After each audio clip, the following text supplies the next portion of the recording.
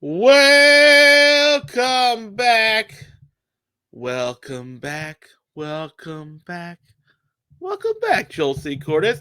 This is Basketball by Association. My name is Arky. I've already told you who that is. Joel, just like we predicted, Celtics up 3-0 up these Dallas Mavericks booties. Hey, let me just get your initial thoughts on this series. We didn't get a chance to record last week. I was on a work trip to now I can reveal it, to Savannah, Georgia. Okay, where the accents flow like molasses. Not a bad place to be on a work trip. It was not too bad. It was not too bad. I took the family as well because while I worked, they got the beach, so Mm-hmm. sort of fair trade. Um, let me just get your thoughts on what has happened so far because we clearly have the Mavericks down 3-0. Game Mm-hmm. one was a complete disaster for Dallas. Although it was, I guess you could say the Willis Reed game, the Paul Pierce game for Kristaps Porzingis to, Mm-hmm. to, to show up in that game. Um, but since then, there have been competitive games, good games, stretches where you're like, oh, okay, well, maybe this could go either way type games. But each time, Boston has been able to find themselves better at the end of the situation, even being down by a bunch of points in the third quarter yesterday or last night as we're talking. They don't play these finals games in the middle of the afternoon, apparently. Which, by the way, I would prefer every now and then, right? Like a Wednesday 2:30 first tip. Oh no, not during the middle of the week. I'm sitting here thinking like a Saturday afternoon or a Sunday afternoon. Yeah, go for it. I remember the days when that was Well, what else that am was I a thing. doing? I'll quit my job for a finals game or But two. Why not? If the Knicks are playing, I would do that. That's probably yeah, true. yeah. So we've seen a little bit of a lot of it in this series, but yet Boston is firmly in control, and they're one game away from potentially taking this in Dallas and bringing back that banner, which I still don't want them to have. Mhm. I mean, the Mavericks have proven that they can hang with the Celtics. They can play with them, but can they beat them? I mean, I don't know. This is a Celtics team that has only lost twice in the playoffs, right? They lost once to Miami in game 2. They lost game 2 to Cleveland, Yeah, and they haven't lost since. no, And they were clearly the better team, the best team in the conference all season long in the East. They had the best record in the league. It was up for interpretation if they were the best team in the league, but a lot of the metrics said they were. And I guess what's impressed me about Boston the most, we can talk about Dallas in a bit here, but what's impressed me about Boston the most is the kind of relentless inevitability to the business like approach to what they're doing. They that just term, keep coming at you, right? relentless inevitability. That Mm-hmm. is chef's kiss to you. Go Just forward. That was, just that, just came off the top of the head. I like that one. Yeah, they just keep coming at you on both sides. And they're incredibly talented. We've talked about before how Dallas has 2 all-stars. They're 2 Hall of Famers nonetheless, and a lot of really good role players. Boston has 6 different guys who have been or have played at an all-star level multiple times in their career, including a couple of Hall of Famers hanging out in the wings of that group. Like they're just more talented on paper and overall. And that's not to take anything away from Dallas, but we've seen talented teams struggle before. It's the way that they're all on the same page. Mm-hmm. It's the way that the demeanor is palpable across the entire roster. It's not a team that has a couple of lower motor guys and then a wild card and then the tough guy enforcer. That was kind of like the Warriors, right? There's a bunch of different personalities going on in Golden State, and you mix them all together and you just go with it.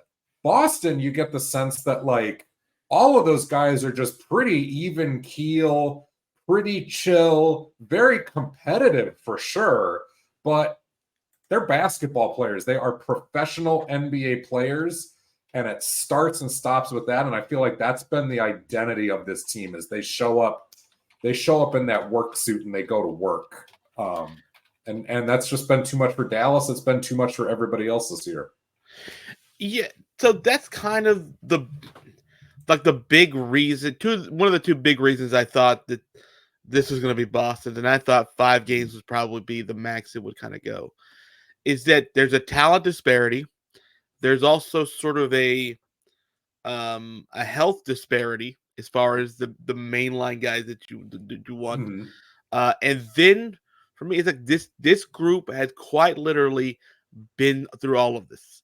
Like there's really outside of Drew coming in, like and Drew's been through this too. Right. He's a champ, right? He's coming in with a ring. You know? But together mm-hmm. they have all seen sort of the bottom fall out of a series when it didn't have to, or seen their shortcomings go up. And it feels like even though the Mavericks had that great third quarter last night, I wasn't gonna quite buy it until like it was under 2 minutes. It was still like a 12-point lead. I was just like, hold on, give me the rest of this fourth quarter, and then I kind of, because Boston has done this.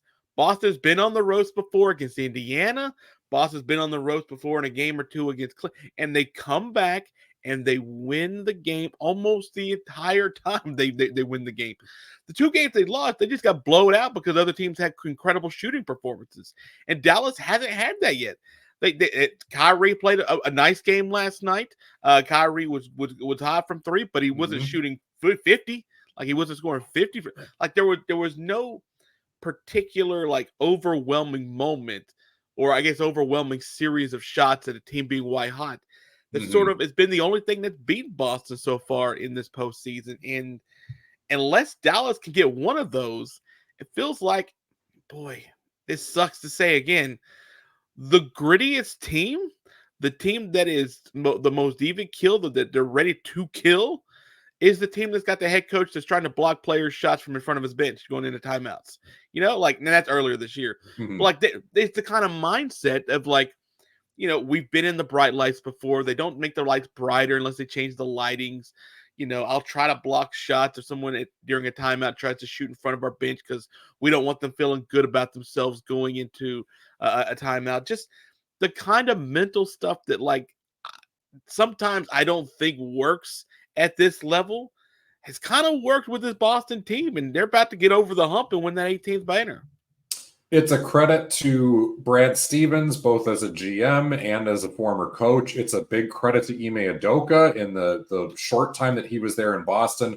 It's a big credit to Joe Mazzulla in that all of those different coaches have, I think, brought a professionalism on the court and a focus on the court. They've all had their different systems and identities and whatnot.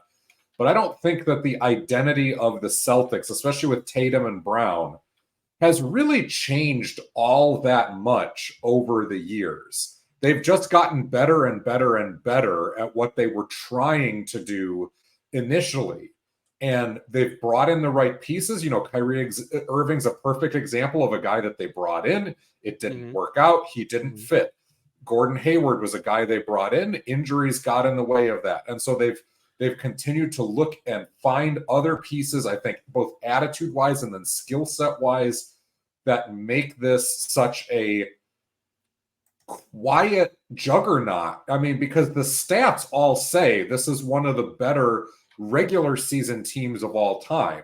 And to get through, even though it was only 64 wins, I think that's the part that a lot of people downplay, because 64 wins has been done many, many, many, many times in NBA history. But then the fact that you only lose twice in the playoffs, and yes, some of your opponents had major injury issues going on, especially Miami and Cleveland.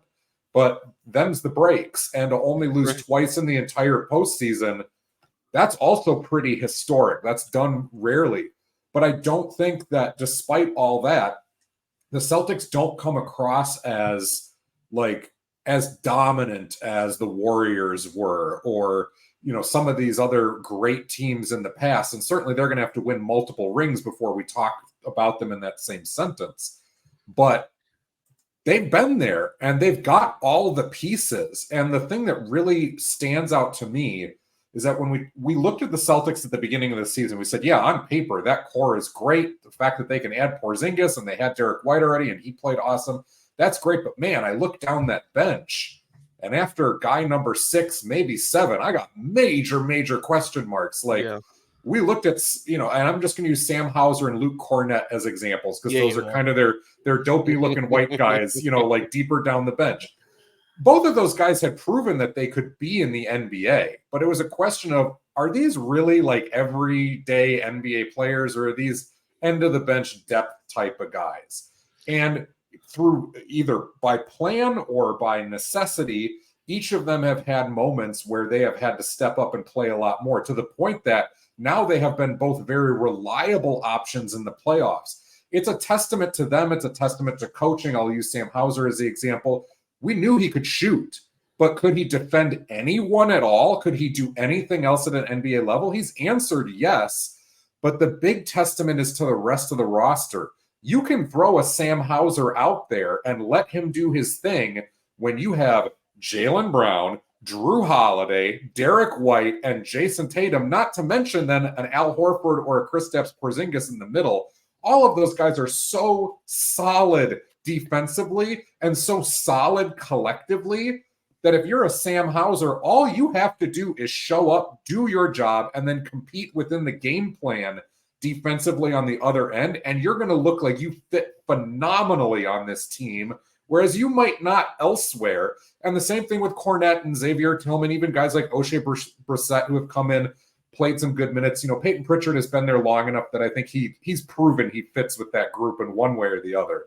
But those question marks that were lower down the bench have proven themselves to be answers throughout the playoffs. And you don't get that without the genius of, the core 4 defensive wings that are on this team. Let me ask you this about the fact that we don't look at this Boston Celtics team as being as dominant as sort of some of these previous teams that we've seen. Because to me, statistically speaking, this doesn't make sense, right? For them not to be as lauded throughout the year as they were going throughout the playoffs. They've always sort of been like a sub-story, it feels like. Yeah. Now, part of that, I think, is because we've seen them do this and get to this level. They got to win. Absolutely. But let me ask you this. Do you think a lot of the discussion that could have been about this team, the air has been taken out of it because the teams that do get all of the discussion are the Lakers with LeBron, are Steph and the Warriors, no matter how bad they're going to be, you're always going to suck up so much of that. Superstar type players. Do you think it's because Boston does not have a LeBron or Steph when it comes to superstar, like face of the league guy? Because Jason Tatum and Jaylen Brown are amazing basketball players, and they are superstar basketball players. Right. But are they superstar faces of the league? They're not. They're not. So, like, do you think? And they're never going to be like that. That is just the way it is. Their personalities and their games aren't that way. I think you're right. I think part of me thought, like, well, maybe it's the East Coast, West Coast. East Coast is not supposed to feel nearly as good as the West Coast teams. Maybe, but Giannis got a ton of discussion when Milwaukee was going through their title run. So it's not as if the East has to be so like bad per se, and there's just one dominant team. I just feel like that the discussion outside of here, we talked about, and there are long stretches where Boston was just boring because they were so good and beating everybody that we didn't talk about them. Right. Also, I hate them. But also true. But part of me feels like is that they don't have one of those guys that moves the numbers when people are looking for ratings to, like in those talking segments that you always sort of see on TV. So you don't get as much driven talk as you could just show up and throw up the Dallas Cowboys, or you can show up and throw up LeBron James and Steph. Like there's like a group of like 7 or 8 teams players that will constantly get recycled, and Boston doesn't have one of those.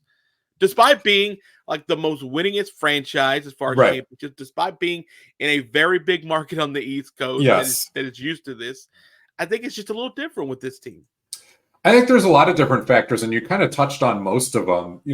Yes, Boston normally, let's say that last year, if they had won 40 games and missed the playoffs, and this year they roar out to 64 games, they would have been all over it. But you're right. This has been years in the making. It's been a lot of failed attempts deep in the playoffs and a lot of learning experiences. So that part of the narrative is old hat. We've all been, on the same bandwagon of like, yep, Jason Tatum and Jaylen Brown are good, but you guys have gone as far as you've gone. There's no disrespect in that. But for us to take another step in thinking about you guys got to take that next step and win a title too. They were right on the cusp of that. And so, yeah, I think they kind of fell aside to other newer, sexier narratives. Because you're right. It's the big market Lakers, and then it's the Warriors because of what they've done. They're always going to get it. New York's going to get a lot of coverage because of the market. But this year, New York was good. And New York was the second seed in the East. And so there was a lot of reason for them to get more spotlight. The Pacers got some spotlight eventually in the Eastern Conference. But then out West, it was, Denver is the repeat champs. Can they get back into it? Oklahoma City and Minnesota are upstarts. Is this Kyrie Luka thing actually going to work? What the heck is going on with the Suns and why aren't they better? There were all these narratives. And if you notice in almost all of those cases, it's something that's new, right? It's something that's different, unless it's the built-in superstars in Golden State. There is nothing new with the Lakers. There was Steph Curry, right. But it's the super. Yeah, you're right. Right, but because those guys drive clicks on your article and they drive clicks on your Instagram feed and whatever it is, they will always be there, and there's just no other way around that. So I don't think the disrespect to Boston, some of that's unavoidable narrative-wise, and then you also, I think, touched on it too. Jason Tatum and Jaylen Brown they're not loud. They're not, flashy, flamboyant players. They are incredibly talented. They both will put together highlights, like no doubt about it. When they get going, they are all over the highlight reel. They are bona fide superstars and Hall of Famers, but they're not the personality of an Anthony Edwards or a Kyrie Irving, James. Right? Right. There was that guy on that team that took up all the airspace, and they got a lot of discussion. That Boston team got tons of discussion, but it's not necessarily because how good that team was. It was because how good the team was, and Kyrie Irving was saying a lot of stuff. They're also conventional superstar wings in a way, and this maybe goes back to what's new and what we haven't seen before. We haven't seen a shooting guard like Anthony Edwards probably since Kobe or LeBron, as far as like the complete explosive package of talent that he's working with. We haven't seen a guy like Giannis, built that way with that skill set probably since David Robinson. And Giannis is probably the better player than D-Rob was, as much as it pains me to say that. Luka and Nikola Jokic are stars, and they're different. We haven't seen players like that come out of Europe and dominate the way that they have. Plus, they've both got very unorthodox games in the way they go about it. Yeah. And you can talk about other stars in that way. But I see Jason Tatum and I see a better defensive Tracy McGrady, right? I look at Jaylen Brown and I see a lot of Scottie Pippen in his game, like in part of the two-way players. That is not to take anything away. And listeners out there, you could maybe find even better comparables than the ones I gave. But the point is, like, you can find pretty ready comparables historically to Jason Tatum's game and Jaylen Brown's game. And so the novelty isn't there, and maybe we take it for granted when we shouldn't. I think that's a really good point, because we've never seen a LeBron, right? No. Steph Curry completely changed the sport, and he broke the game. Yeah, him and Clay broke the game. He's changing literally how people come into the league, big guys, small guys, everything, and the way they play. You're right. Giannis is a physical specimen that we're not able to sort of really wrap our heads around, especially when you saw how he came into the league. We weren't really talking about Giannis, and then he sort of morphed into this just Hulk of a man. Right. He literally should be on the Avengers somewhere, is what it looks like. Jokic, nothing special about Jokic except for he's so good and he doesn't look like he should be so good. Like he's not high flying, he's not dunking all over the place. Like he's just incredibly good at Right. playing basketball against And these manipulating the entire game, right? Manipulating right. all 10 people who are out there in some way. It's like how a Shaq was completely different, right? Of Mm-hmm. course, that guy was going to change the conversation because he was completely different than what was in the league at the time. So, yeah, I think that's a really good point that like Jason Tatum and Jaylen Brown, they're guys who are just phenomenal basketball players. They're not unique in the fact that like they do something so special or so different that we've never seen some of it. They're just better at it than a lot of people who've ever been there. So Mm-hmm. maybe there's just something that doesn't quite stand out as much.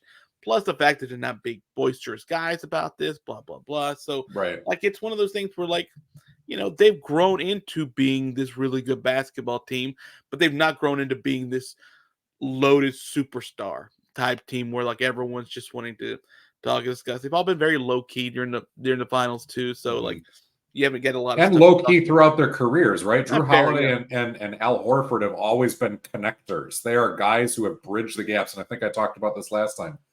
Porzingis is a guy who briefly, had that unicorn status in New York and has been an afterthought because of injuries.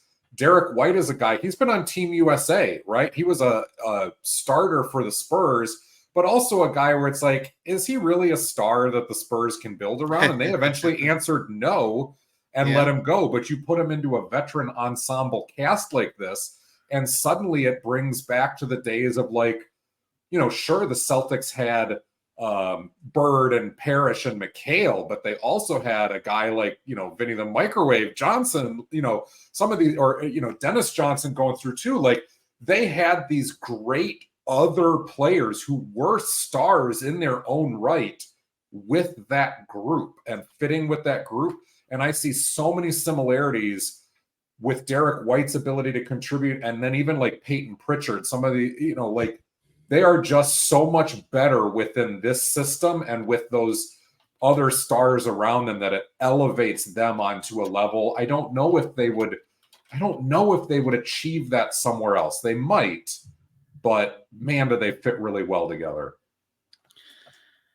Okay, let me ask you just a couple of things because I feel like unless you want to drop some knowledge on me and you think that Dallas is going to come back and win this series. I mean, the question now is, can they win more than one game? I do think they're still capable of getting one, but like you said, they probably got to have an avalanche of shooting at this point. And, Boston maybe lets go of the rope ever so slightly.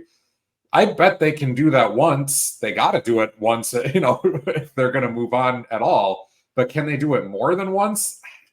I just don't know. Yeah. So I think we at this point think this thing's over. Let me ask you a couple things about surrounding the series, and then one final thing because I do want to get your thoughts on Jerry West before we get out of here. Sure. So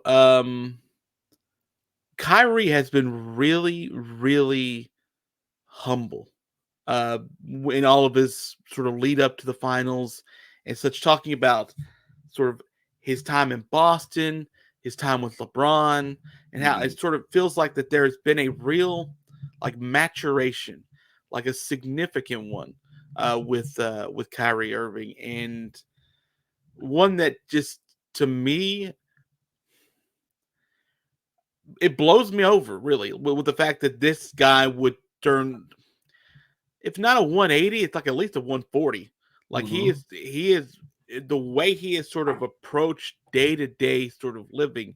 And maybe he's found some peace somewhere, but I've been really pleasantly surprised by his comments about Boston, talking about how he didn't handle it very well and the end of it time very well there. And talking about, sort of not maybe being the best teammate with LeBron James when LeBron was like, hey, wishing they could have been better longer. He hated that he couldn't be sort of his teammate longer. That, yeah, sure, it was that snapshot in time, and they should have probably been at that point in their lives disconnected from each other. But since then, it has been a real pleasure to kind of see Kyrie Irving sort of come around, and it does seem like he's found some kind of happiness and peace somewhere that, like, I don't know if I was expecting to see coming into A this year, and B sort of hear it more on a larger scale when asked more pointed questions about, you know, the tougher times like Boston, like the ending with LeBron James and things like that in Cleveland. So I wanted to get your thoughts on that. What have you thought about how Kyrie has sort of spoken on this larger scale, and especially been so reflective? You and I have been around the league long enough, both watching and then covering, doing shows like this, and all. We've seen countless hours of sound bites over decades of players, and you can tell when somebody's blowing smoke, right? You can tell when they're being very political in their answers, and there's always a biting subtext underneath what they say or they don't say. And that was Kyrie Irving for a long time. And then that biting subtext wasn't even subtext. It was just out there in big, bold letters. And he disgruntled doesn't even really begin to describe it, because none of us really had all that much idea what he was disgruntled about, other than vaccine mandates and stuff like that. And it's a crazy time in American history for sure. It's not surprised that NBA players would get wrapped up in that and have their own opinions about stuff too. I get that. But you add all the other things during the 6 years or whatever it was of him kind of being in the wilderness a bit. He just didn't seem happy. And there was always something to fight about, always something to be upset or, withholding about, whatever. And you're right. He's not talking like that. And it is easy to be skeptical and cynical, because players sometimes do, in order to save their careers, suddenly play the good soldier route. But it's very rare to see a player who might be cynically doing that also being willing to take some of the blame, some mea culpa, and go, yeah, I didn't handle that as well as I should have. I've learned this or that. I'm not in Kyrie's camp. I don't know, where exactly his heart is, but you're right. He speaks like a guy who, and I don't say this lightly, he speaks like a guy who's maybe been to therapy for a little bit, Yeah. maybe has had somebody to talk to and in his ear and has been able to sort out some things. And you're right to be able to find peace. And maybe that's not the answer at all. Maybe it's just maturing. Maybe it's, people that are in his corner, in his camp. Maybe it's coming to Dallas and it's the new place. But the calmness and the perspective does really strike me as somebody who maybe realized that they were really unhappy and had been really unhappy for a while, and was able to take some steps and get some help to be able to go forward with that. And as somebody who's, I can speak to the benefits of therapy myself. Like, I'm a big proponent of that. If that is the answer, there is absolutely no shame in that, and good on you, Kyrie. And if it's not, then I'm happy that you were able to get those benefits through whatever ways that you did. And yeah, he just seems to be in a better place. You nailed it. I think therapy, whether it's therapy or whether it's support, yeah, just whether support it's in some support, way. he has come out in the last year or so more about mental health, like talking sort of more about the importance of mental health. Mm-hmm. And it's not that far ago. Like, I'm talking 14 months ago. Like, he was going to Dallas, and Dallas was not in a good spot with him. And I don't think he was in a good spot by the time he got to Dallas. And it might have been his last stop. Dallas was looking like it might be the last stop for him. And you and I talked about, like, hey, I don't know who resigns this guy. Like, Dallas doesn't have to. Are they going to give him a bunch of money over a bunch of years? Mm-hmm. I don't think so. But and is he going to be so insulted when no one wants to give him that money that he just says, "Screw it, I made enough. I won a ring. I'm done with this league," and he goes out. Because that's the track he was on. Like, you're right. He made a bunch of money. He wasn't happy. Maybe the league just all the spotlight, because he talked about being asked questions constantly over and over again about it. Like, it wasn't his bag. So I feel like over the last year, someone has gotten to him, whether it's a team psychologist, a therapist, someone has been able to sort of talk to him and say, hey, let's just hash it out. Like, maybe you don't have the best coping skills right now that you're lashing out consistently. So I think because tonally it's completely different. Like that's what's so impressive to me. Like it's not just the words he's saying, but like it feels like someone has helped him get to a spot where he was like, yeah, I was not in the best spot in my life right there. And I should have probably handled some things differently, but we don't always handle things the way we should in None the of us time. do, right? Right. Not a one of us. And he's still young. He's young now. Think about what he was 7 or 8 years ago, right? Like 6, 5, 4, 3 years ago, even. Right. Like Dude's only 32. Like yeah. I He doesn't can't have the tell you growth. where I was at 32, but I know how much I've grown since then, I think you are a maniac until you're about 25. And then I think, unless you're forced to do some growing up, I think you are a freaking maniac. But I think for some reason, and it's for the good, that he's less of a maniac. And now he still, I think he still has like a private chef that like I think Mark Cuban pays for to go on road trips, to, like do his vegan meals, and like he still has proclivities that he prefers. I think he still does some saging and things like that, but like it's not as where like he feels like everything needs his attention constantly, and so he needs to constantly be addressing everything. Mm-hmm. And if nothing else, that's the piece I hope everybody finds, that not everything needs your commentary or your thoughts on. Sometimes it's okay to sort of just be in your life, in your world, and then sort of heal or to become better in what you are. And it feels kind of like that's where Kyrie's going. Now, I'm still not going to like him. It's going to take me some time for him to be liked.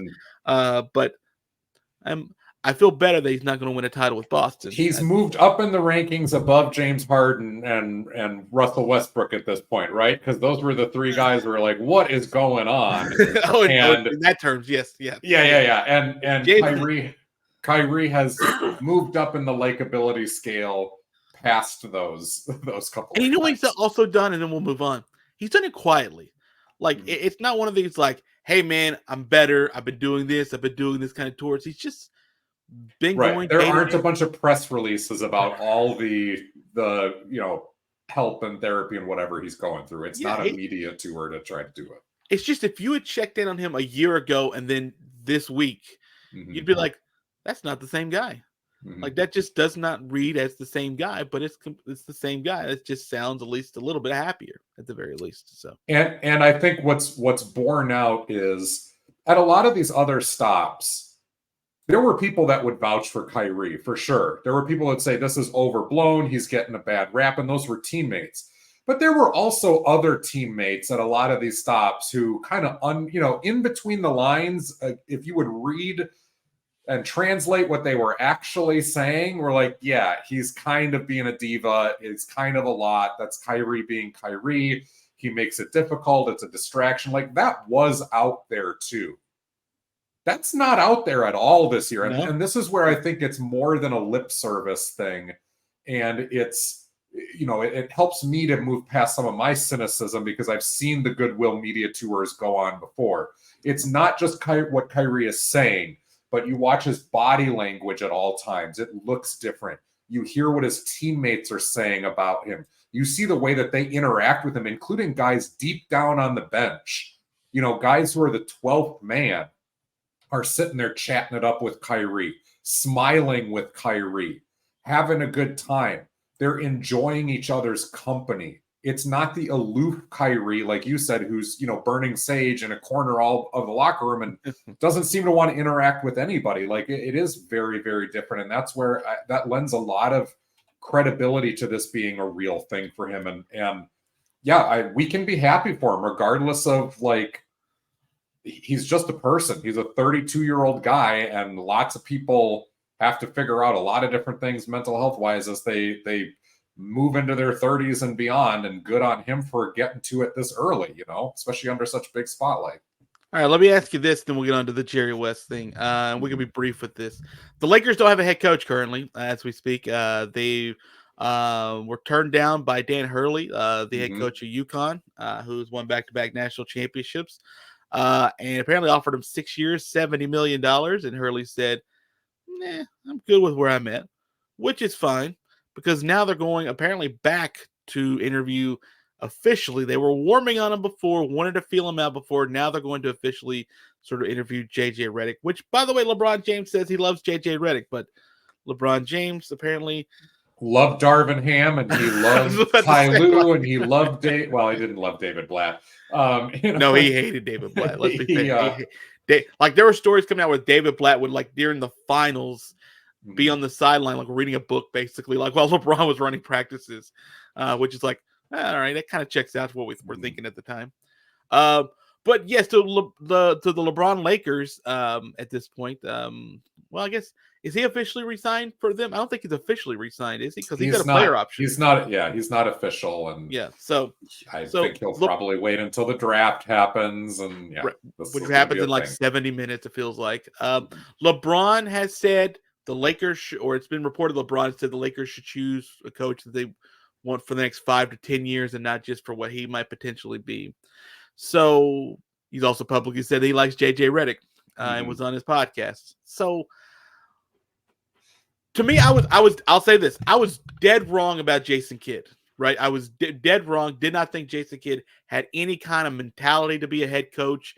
Didn't think that he was going to be respected by his almost peers at the time, but now I think you were right at the time. You were right at the time with all of that too. But that's another person that's grown a little bit, right? I is in a good situation. I think he's still a little prickly, but I think he has definitely grown. JJ Redick makes no sense to me, and I cannot even begin to think it's close to a good idea. Why would the Lakers be interested in interviewing JJ Redick or offering him interviewing? I kind of get it. What Charlotte interviewed him, like he's gotten a couple interviews, but why would the Lakers, the Los Angeles, we are not that far removed from a championship Lakers, be interested in JJ Redick as their head coach? The brightest spotlight in the league, with the most demanding player of his coaches in the league, who's kind of earned the right to be as demanding as he has, and his career has been littered with coaches. Mike Brown, David Blatt, fortunately not Spoelstra. In fact, the Heat kind of put their foot down and said, we choose Spoelstra. And did that have something to do with LeBron leaving Miami? It very well might have. Frank Vogel, Darvin Ham, all these guys. It's littered with coaches that as soon as LeBron was like, yeah, he's maybe not the one for me, then all of a sudden they disappeared in the middle of the night. Like, Darvin Ham was in the conference finals the year before, last year. This is a terrible idea, and it's nothing against JJ Redick, who very well could become an excellent coach someday. But you don't throw JJ Redick, just like you don't throw Steve Nash into that Brooklyn Nets job, or Jason Kidd into that Brooklyn Nets job back when it was Garnett and Pearson, Brooke Lopez and Darren Williams and Joe Johnson, those guys.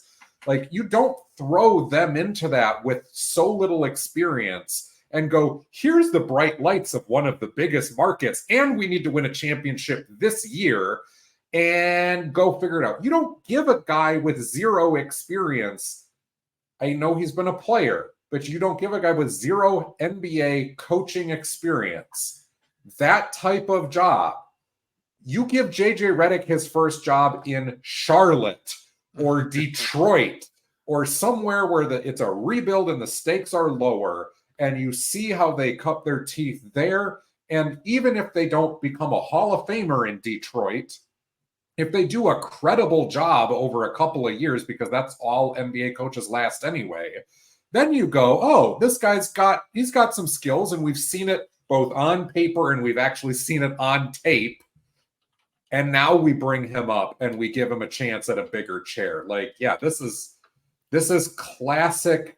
This is almost as bad as hiring a big name college coach, who just won the NCAA championship but has no NBA experience, and saying, now go win at the NBA level. We have seen time and again how little that works too. The guys typically who do really well are the ones who have been assistants for a little bit and build up to it. And it doesn't even have to be an assistant at the highest level.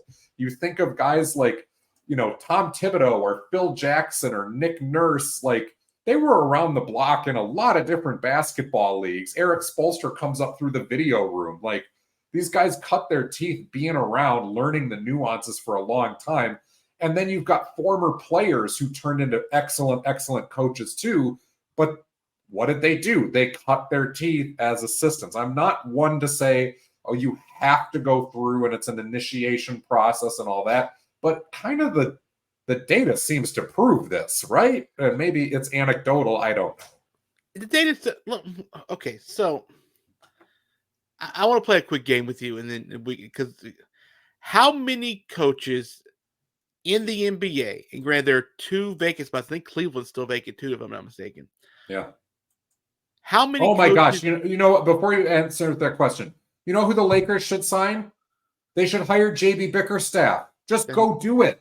Go hire JB Bickerstaff. He did a really nice job in Cleveland. He got them ready. The players liked him. I was so surprised when that news came where Cleveland was just like, I guess we're just ready to go to the next level, and that there was reports that Donovan Mitchell wouldn't resign or something like. It was like hire JB Bickerstaff and bring on Adrian Griffin as one of his top assistants, and you already have a very, very good, solid NBA coaching staff right there that's ready to go and knows at least what they've learned from mistakes because they had a chance to go make mistakes. You talked about how many coaches, the NBA coaches that just sort of only last a couple years anyway.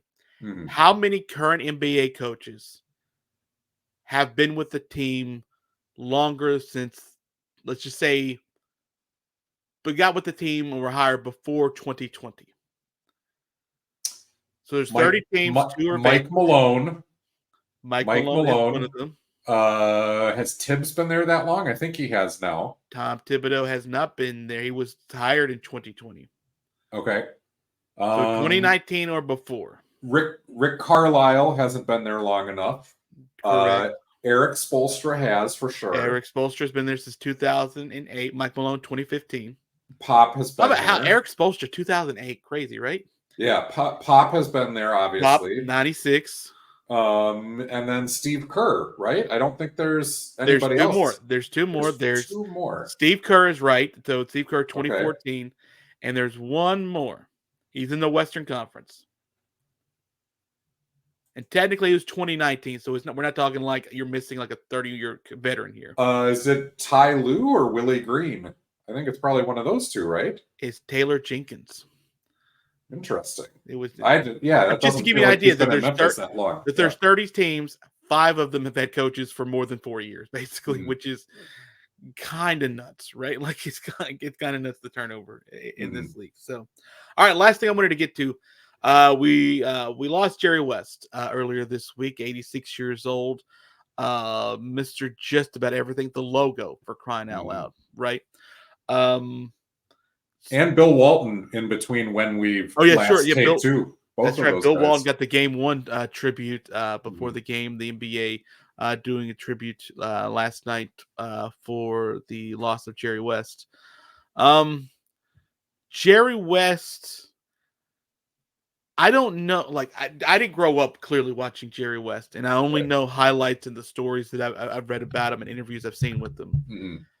But Jerry West seems like the kind of guy that every team should have wanted to have a Jerry West. Not only because of his talent, because of his tenacity. He was ferocious on the court. The crazy thing about him, like I think he still leads the NBA in finals with points scored in the finals. Mm-hmm. And I think he only won a couple of titles. Like he only won one. Jerry West only won one title. Right. Yeah, but they went a bunch of times. He sadly won it against my Knicks. So, but to be fair, the Knicks won their 2 against him. So, take that, Jerry West estate. I think the thing that always impressed me is that I think it was the first year the NBA gave away a Finals MVP. I think it was like 68, 69. I think it's 69. Yeah, he won it. It was on the losing team, and you know how many times that's happened since? 0 times. And it was kind of controversial. I mean, the stats backed it up. It was kind of controversial, and you think of the it'd be controversial if you did it now, like right. But it was really controversial at the time too, because it's like, oh, you give it to the white guy. It's 1969 in America, and you give it to the white guy in the finals. To be fair, We He love did. white people in this country. Okay, we love white people. He did. I get that the numbers back it up, but yeah, there's a reason that never happened again, and that's not to take anything away from the greatness of Jerry West by any Yeah. means.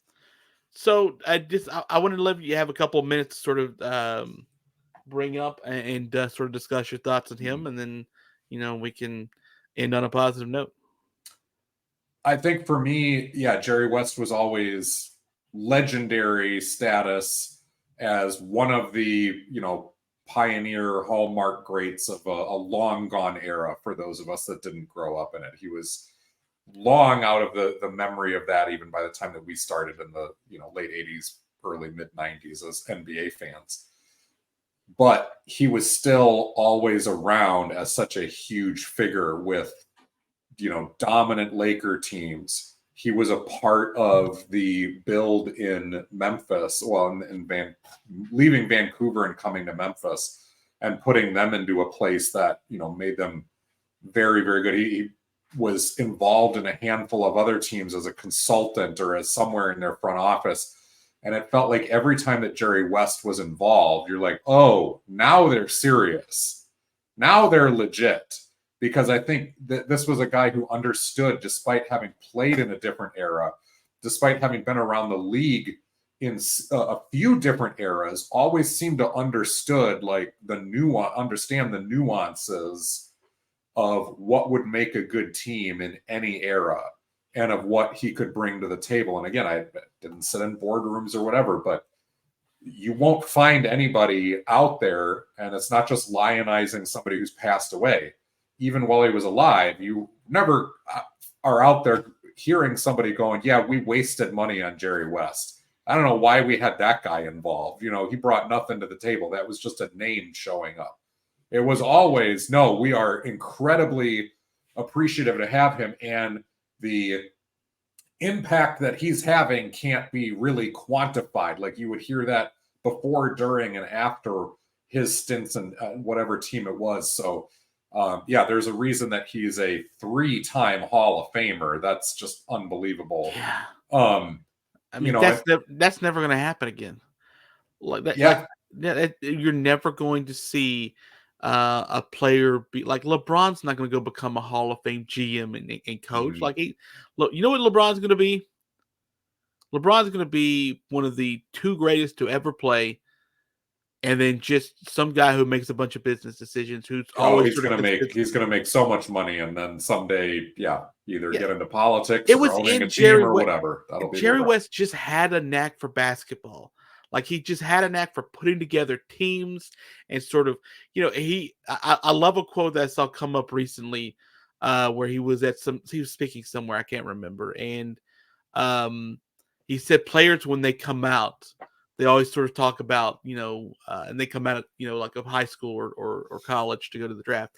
They're always talking about that dog in them. They have that dog in them. And he's like, well, I was a wolf, and we ate dogs all the time, kind of thing. And that just sort of kind of, to me, encapsulate his personality and who he was. Like, yeah, you may think you got whatever it figured out. You don't know what you don't know yet. Mm-hmm. But unfortunately for you, I know what you don't know yet. Yeah. And so I'm going to be able to hire great coaches. I mean, everywhere we went, they were good. Like they were good. Like, and not even, they got noticeably better quickly. I was about to say, he didn't just go into ready-made places just to sort of start trying to hang up banners. Like he created interest, buzz, and sustainability for, like, he is legitimately a big reason why you can even think about the Clippers having this brand new building that's going to come out. The fact that he was able to go both Los Angeleses and not be hated for that. The fact that he just take an also ran sort of outpost, thought about it in Vancouver and bring it to Memphis, and then turn, like, the fact he just had a knack for it, and it's hard to really put into words like what that is, because I don't know what it was. All I know is just everything he touched got better. And that's really hard to do with basketball. You think of some of his biggest contemporaries, from his era when he played: Bill Russell, Wilt Chamberlain, Elgin Baylor, guys like that, Pistol Pete, and obviously I'm missing just a whole ton.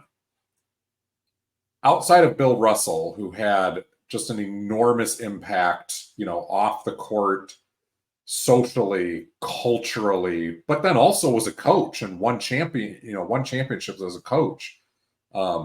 Did a little bit of GM work, went to Seattle, did some stuff there, but then kind of faded and was just one of the elder statesmen of the league.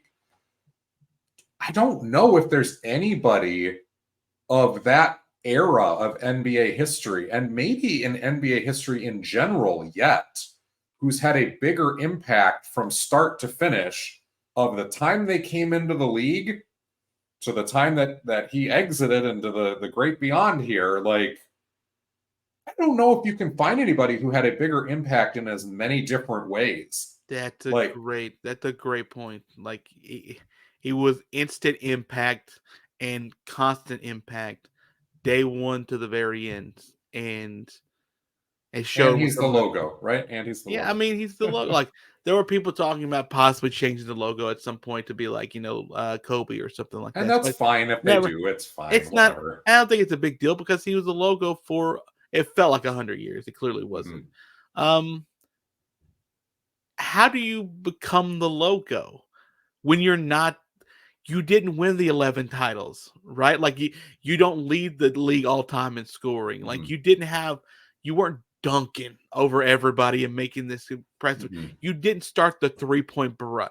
Like, how do you become that logo? Well, that's a loaded question because there again, you look back at the era and look, there are lots. Some will say it's because he was one of the few white stars out there, and the league needed to do something. There were lots of honkies, and it just wasn't like a big moment. Like him being the logo isn't because he was crossing somebody over, right? That's not the logo. So it's just it's phenomenal. Your point is well taken. Yeah, despite being a little bit of a loaded question, yes, your point is well taken, and there's nothing to take away from Jerry West. I would say that given. And by the way, Jerry West didn't create he didn't make the logo. He didn't tell people to make the logo. He was right. He just happened to be white. And if at the time you can question whether Jerry West should be the logo versus somebody like a Bill Russell or a Wilt, fair question, but. Like I said, over the incredible length and impact of career and on the league and health of the league, trajectory of the league, I think in the end, it becomes well warranted enough. I'm not saying it should never be changed or anything like that. I don't have any problem with Jerry West having been the logo all this time. He was a fixture in the league and one of the most impactful fixtures in the league. And you will not find somebody who did it for longer than him either. I just want to say this, and then I want to ask about Bill Walton, and we can leave. Mm-hmm. I don't know the zenith, the peak there for Jerry West.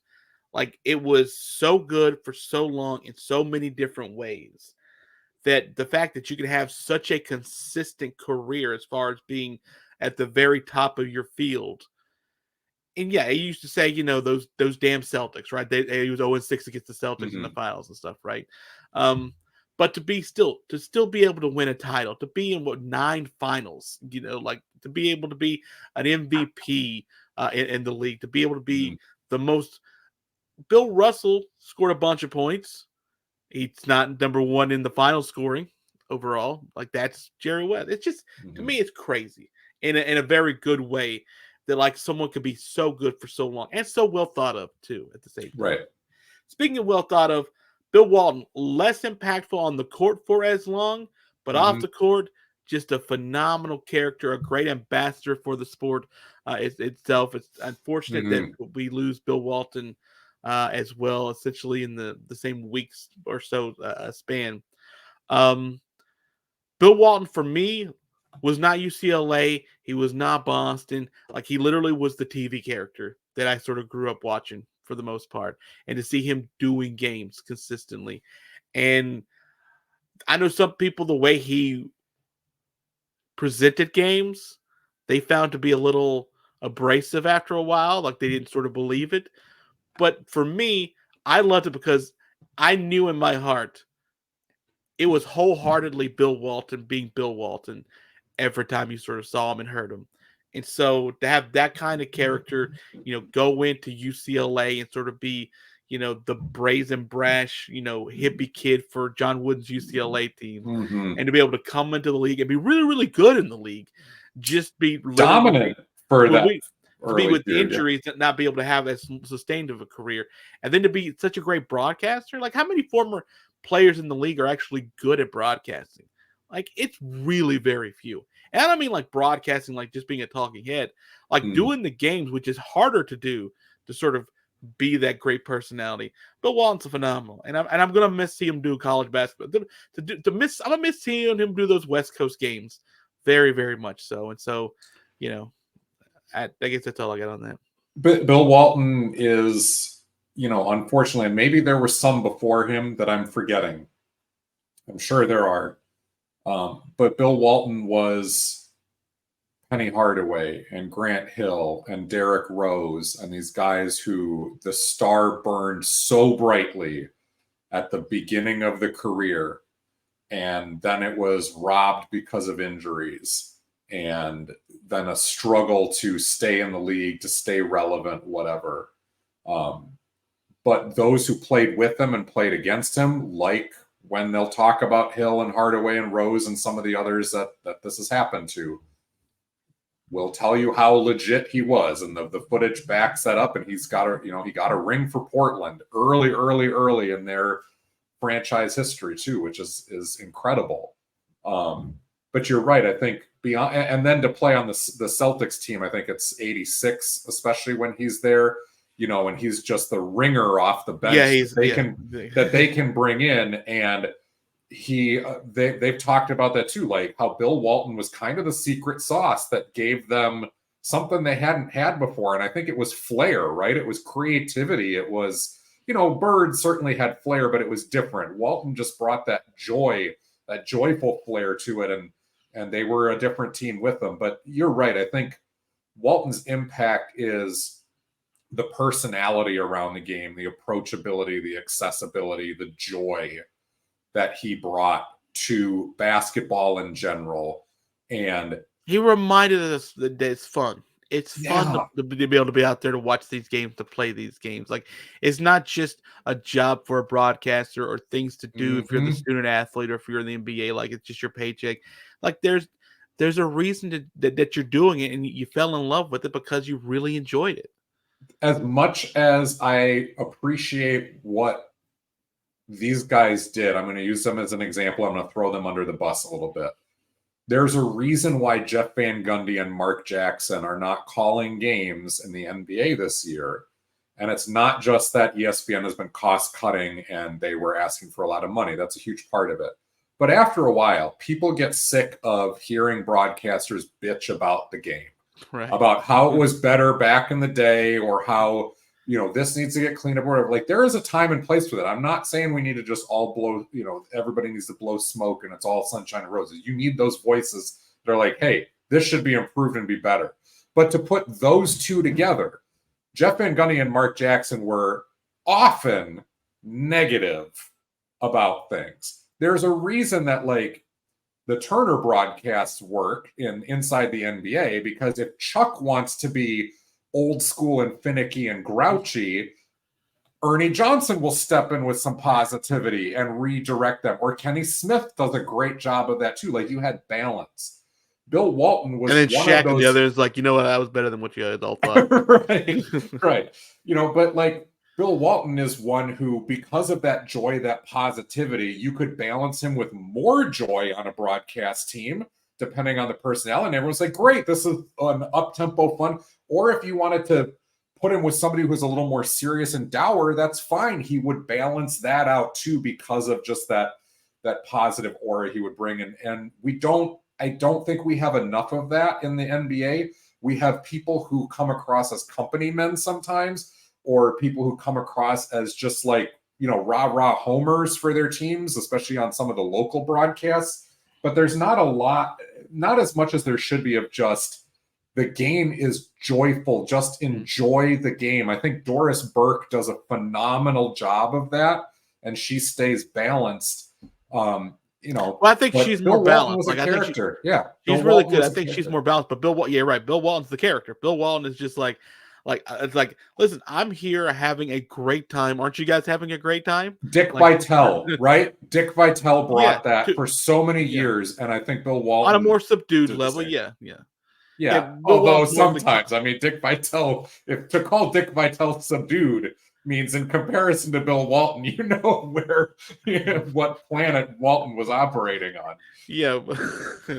I loved Bill Walton for that reason. Like, he's just a great listen.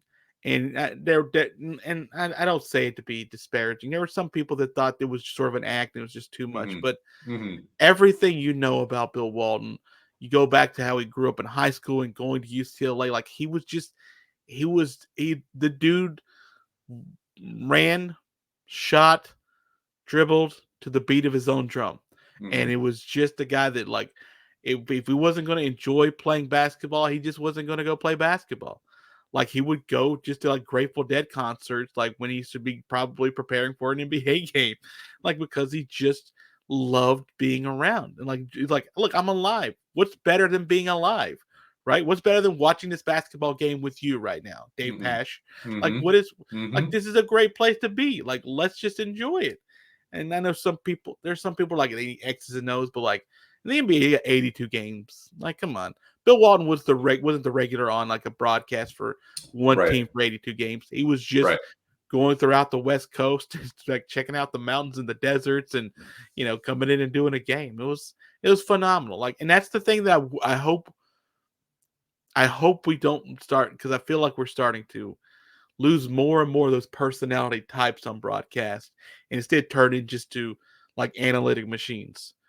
Or the angry, always upset about something broadcaster who's just trying to stir the pot artificially.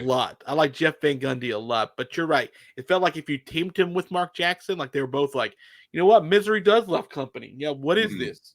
Like, let's be this together. And I appreciate their sarcasm. And Mike Breen's just like, bang! Come on, what we're trying to do here, guys. So let's have a little fun with it. What's going on? Yeah. It's an NBA game. Let's have some fun. It's the finals, for crying out loud. You know what they really need to fix about this? Like, I don't like the fact that you don't call the 3-second violation as often as you need to be calling it. If you wanted to call it, you can call it all the time. It's like, guys, this is not the time for it. Like, this is not the time for it. Every game's not. And I do agree with you. Those guys were. This may be an exaggeration, but I felt like in 80% of the games, at least I listened to, there was a moment where there's a couple of minutes, a handful of possessions lost, to just complaining about something about the current game, where you're just like, come on, man, listen, we don't have to try to constantly fix everything. Right. You don't have to be a shill, but you don't have to be a Debbie Downer either. This isn't my getaway, right? Like, this isn't my getaway. This is my getaway from my regular life, which is constantly analyzing life. I'm done analyzing life. Let's just shoot some hoopies. Maybe I get to see someone dunk. That'd be cool. All right. That's going to do it for us. Joel, next week we will almost certainly have a new NBA champion crowned. It will not be the defending Denver Nuggets. It will be one of these next two teams. But then we'll also get ready to start looking forward to the National Basketball Association Collegiate and Amateur Draft, which will be coming up. By the way, we may not be able to call it an amateur draft very much longer. Everyone's getting a little bit of cash money, Holmes. I don't think anybody calls it the amateur draft anyway. I just think it's cool to say it that way. All right, Joel, that's going to do it for us. You will say goodbye to the good people? Goodbye, good people. You can find us Spreaker, Spotify, iTunes, wherever you get your podcasts. If you want the audio-only version, if you want video, then we are on YouTube, where you can like, share, subscribe, do all that good stuff. This has been Basketball by Association. We'll see you next time.